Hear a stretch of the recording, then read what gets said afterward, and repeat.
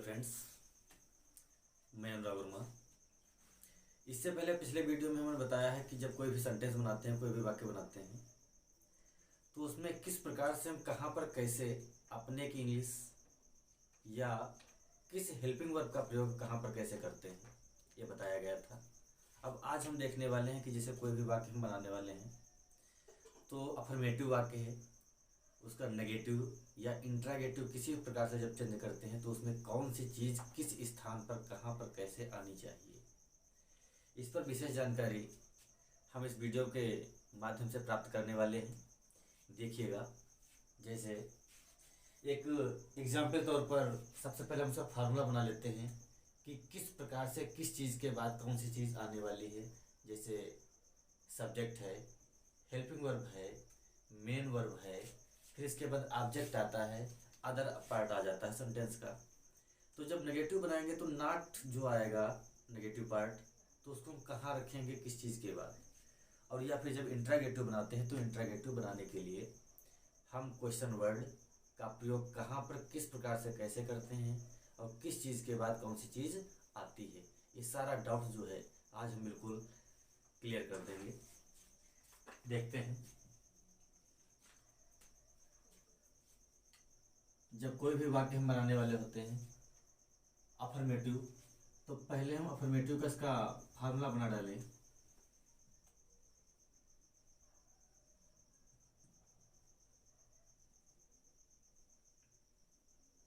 यहाँ पर लिखा गया अफर्मेटिव। अफर्मेटिव को जो है हम चार नामों से जानते हैं: पॉजिटिव, डिक्लेरेटिव, असर्टिव और अफर्मेटिव, जो हमारे सकारात्मक वाक्य होते हैं। मान लिया किसी प्रकार का अगर हमारा कोई सकारात्मक वाक्य है तो सकारात्मक वाक्य में हम किस प्रकार से किस चीज़ के बाद किसका प्रयोग करेंगे, वो देखिए, ध्यान दीजिए। सबसे पहले हम सेंटेंस को पहचानेंगे तो उसमें सब्जेक्ट जो होगा उसको सबसे पहले रखेंगे। सब्जेक्ट के बाद उसकी आने वाली हेल्पिंग वर्ब होती है। हेल्पिंग वर्ब के तुरंत बाद हम सीधे प्रयोग करेंगे यहाँ पर मेन वर्ब का। मेन वर्ब के बाद हमारा आ जाता है ऑब्जेक्ट। ऑब्जेक्ट के बाद जो हमारा सेंटेंस का अदर पार्ट जो बचता है उसको हम लिखते हैं लास्ट में फुल स्टॉप लगा देते हैं। इसी प्रकार से अगला जब ये वाक्य होता है, इसको जब चेंज करना होगा हमको नेगेटिव में, तो नेगेटिव में बदलने के लिए हिंदी के वाक्यों के अंत में नहीं, किसी न किसी वाक्य में बीच में जरूर लिखा होगा, लेकिन जब इंग्लिश बनाते हैं तो नॉट का प्रयोग कहाँ पर कैसे होगा उसको जानने वाले हैं। सबसे पहले सब्जेक्ट हो जाएगा, सब्जेक्ट के तुरंत बाद हेल्पिंग वर्ब आएगी, हेल्पिंग वर्ब के बाद ही हम नॉट का प्रयोग करेंगे। फिर जैसा हमारा सेंटेंस होगा, जिस टेंस के अकॉर्डिंग जो सेंटेंस होगा उसकी हम नियमानुसार मेन वर्ब यानी मुख्य क्रिया की फॉर्म का प्रयोग करेंगे। तत्पश्चात फिर ऑब्जेक्ट का प्रयोग होगा। ये चीज़ें हमारी समझ में आनी चाहिए, किसका प्रयोग कहाँ पर कैसे करना, फिर लास्ट में फुल स्टॉप। अब अगला आता है पार्ट इंट्रागेटिव। ये इंट्रागेटिव टॉपिक हमारा बन जाता है यस और नो, जिसका जवाब हम हिंदी में हाँ या ना में देते हैं और इंग्लिश में यस और नो वाला होता है। ध्यान दीजिए, जब इस प्रकार का कोई आएगा तो इसकी स्टार्टिंग ही हमारी हेल्पिंग वर्ब से ही होगी। अब हिंदी का वाक्य क्या से शुरू होगा, अब इसमें सबसे पहले हो जाएगा हेल्पिंग वर्ब, हेल्पिंग वर्ब के तुरंत बाद सब्जेक्ट। अगर इसमें भी इंट्रागेटिव नेगेटिव साथ में आ रहा है तो सब्जेक्ट के बाद ही हम नॉट का प्रयोग करेंगे। फिर इसके बाद हमारी आ जाएगी मेन वर्ब, मेन वर्ब के बाद आएगा ऑब्जेक्ट, ऑब्जेक्ट के बाद ही हमारा आएगा अदर पार्ट जो भी सेंटेंस का होगा, और लास्ट में क्वेश्चन मार्क का प्रयोग हम कर लेंगे। फिर बात हमारी आती है कि इंट्रागेटिव क्वेश्चन वर्ड, इसमें हमारा कोई ना कोई क्वेश्चन वर्ड जरूर रखा होगा, यानी प्रश्नवाचक शब्द जिसको बोलते हैं।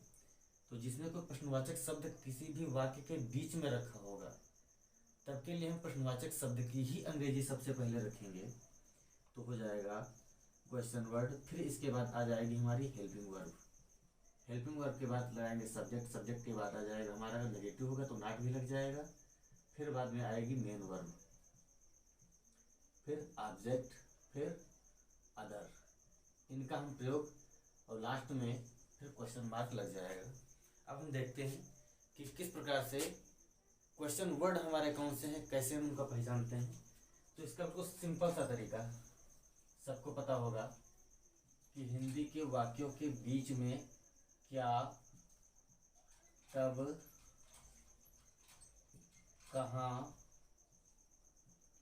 क्यों, कैसे, कितना, ये सारी चीजें आ जाती हैं। तो इनकी मीनिंग हम रखते हैं। जैसे मान लिया क्या के लिए तो सबको पता ही है, यहाँ पर हम प्रयोग करेंगे व्हाट, कब के लिए व्हेन, कहाँ के लिए वेयर, क्यों के लिए व्हाई, कैसे के लिए हाउ, कितना, कितनी, कितने जब आता तो वहाँ पर हम प्रयोग करेंगे हाउ मैनी, जिसकी हम काउंटिंग भी कर सकते हैं उसके लिए हाउ मैनी, जो अनकाउंटेबल होगा उसके लिए हम हाउ मच का प्रयोग करते हैं। इस प्रकार से कोई भी हमारा प्रश्नवाचक शब्द अगर बीच में आ रहा है किसी वाक्य के, तब के लिए हम इनकी मीनिंग स्टार्टिंग में लगाते हैं और बाकी सिंपल फार्मूला ऐसे रहता है। जैसे एग्जाम्पल तौर पर हम देखते हैं एक वाक्य, जैसे ए नंबर, कोई भी वाक्य हम ऐसे बना लेते हैं साधारण रूप में। जैसे कह दिया जाए, बहुत सिंपल,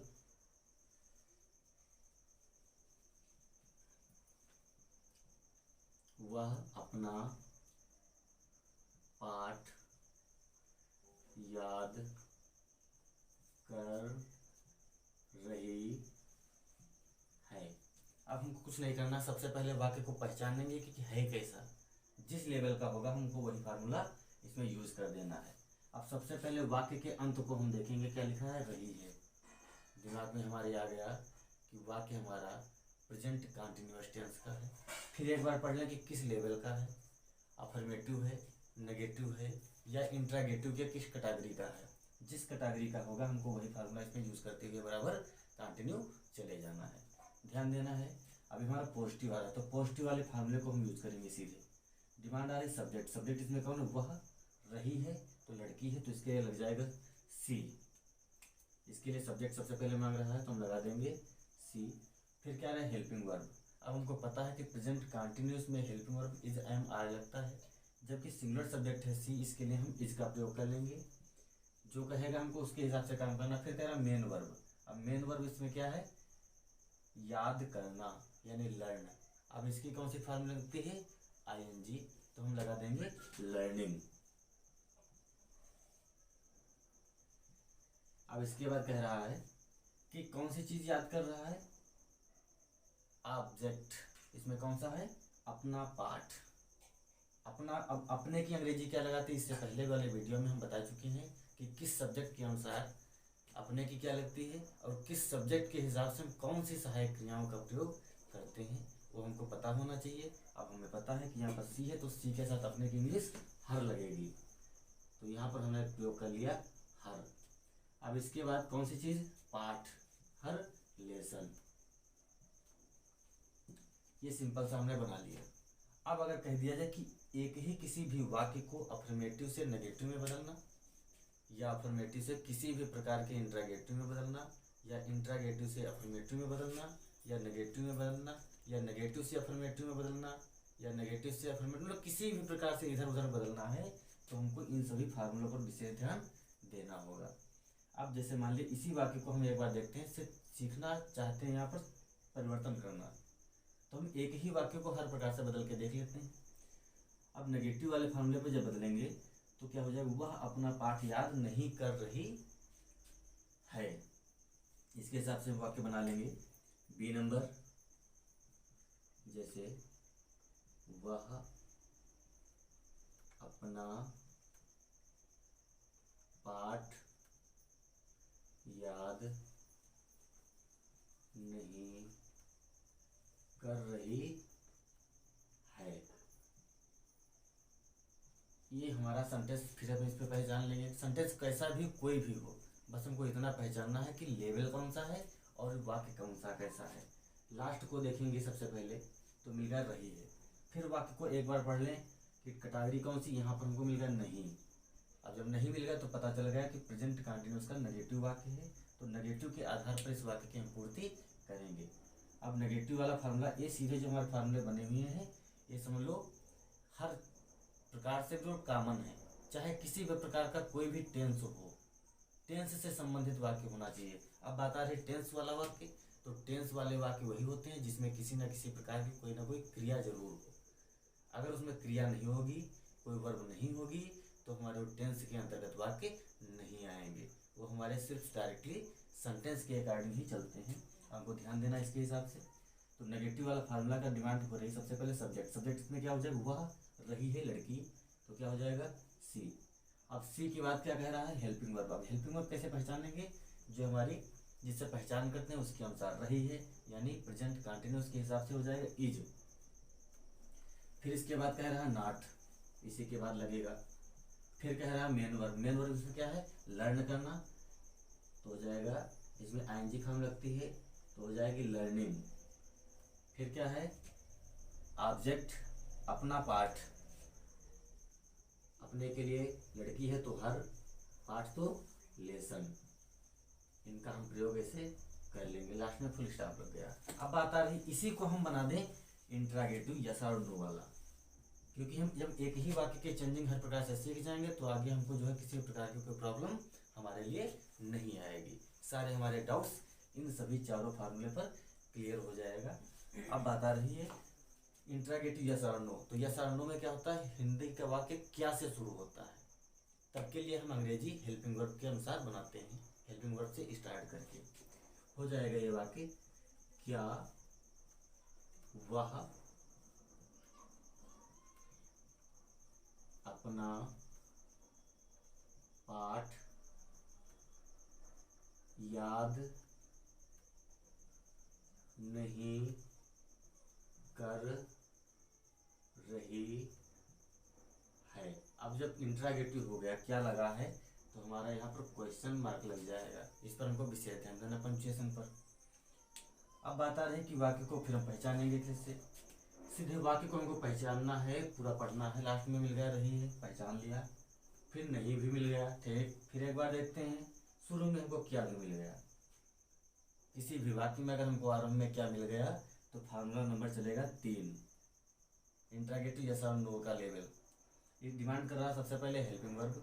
अब वाक्य को पढ़ें, पहचाने कि इसमें हेल्पिंग वर्ब कौन सी लगेगी, हेल्पिंग वर्ब इसमें लगने वाली है रही है, रही है मैंने पहचान लिया, रहा है रही है, प्रेजेंट कंटिन्यूअस के अनुसार। अब क्लियर कैसे करेगा, ये क्लियर होगा हमारा सब्जेक्ट के अकॉर्डिंग। सब्जेक्ट है हमारा वह, तो वह जब सिंगुलर है तो इसके लिए हमारा क्या हो जाएगा, हेल्पिंग वर्ब इज एम 8 लगती है टोटल, तो उसमें से एक लगाएंगे तो हो जाएगी हमारी इज सबसे पहले। इसी के साथ जो है शुरू में लिखे गए क्या का भाव इसी में आ गया।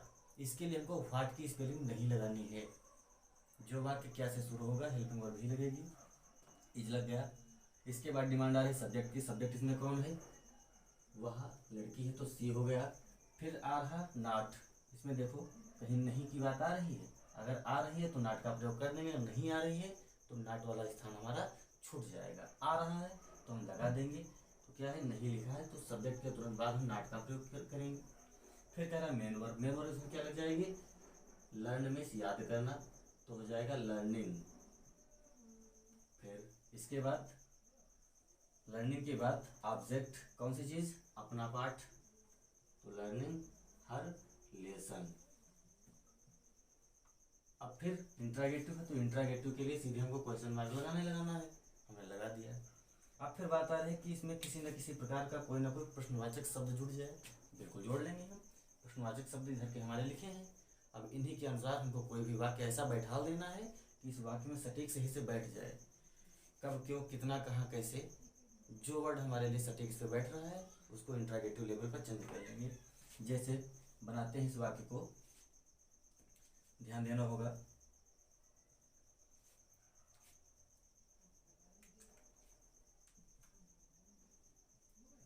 डी नंबर, इसको हम क्लियर करेंगे। जैसा हमारा कोई भी इंट्रागेटिव वर्ड बीच में बैठ जाए, कह देंगे वह अपना पाठ क्यों नहीं याद कर रही है, क्यों हमारा मिल गया, बैठा देंगे, वह अपना पाठ क्यों नहीं याद कर रही है। क्यों इंट्रोगेटिव है तो क्वेश्चन मार्क लग गया। अब इसके बाद हमको चेंज करना है इंग्लिश में, तो इंग्लिश में भी चेंज करने के लिए क्या करना है, पहचानना है कि लेवल क्या है। सबसे पहले लास्ट देखो, फिर एक बार पढ़ो। हमको इंट्रोगेटिव वर्ड मिल गया, क्वेश्चन वर्ड जब मिला तो इसके लिए हम, और बीच में नहीं भी मिला तो यानी इंट्रोगेटिव नेगेटिव हो गया बिल्कुल। अब जब क्वेश्चन वर्ड हमको बीच में मिल गया तो फार्मूला नंबर 4 हमारा अब चलेगा। अब फार्मूला नंबर 4 में क्या कह रहा है, सबसे पहले डिमांड हमारी आ रही है क्वेश्चन वर्ड की। ढूंढो इसमें क्वेश्चन वर्ड कौन सा है, क्यों। क्यों की मीनिंग सबसे पहले लग जाएगी तो हो जाएगा वाई। फिर इसके बाद कह रहा है हेल्पिंग वर्ब, क्वेश्चन वर्ड के तुरंत बाद हेल्पिंग वर्ब लग जाएगी। हेल्पिंग वर्ब तो इसमें इज लगेगी।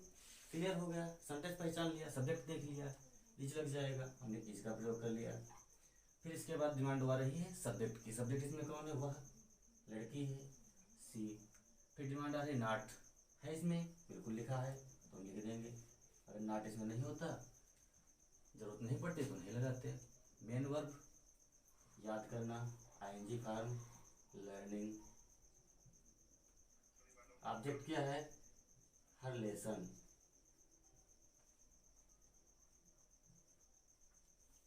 इसके बाद वाक्य हमारा पूरा हुआ।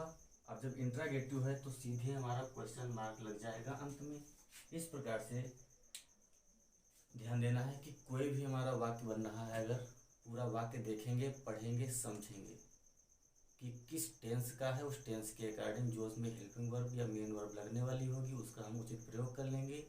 और किसी भी वाक्य के परिवर्तन करने के लिए यही हमारे 4 फार्मूले हैं। पहचान लेंगे कौन सी चीज़ कहाँ पर लगेगी, उसी के अनुसार हमको काम करना है। इस प्रकार से हमारे सारे वाक्य बन जाएंगे, कोई भी इसमें हमारे डाउट नहीं रह जाएगा।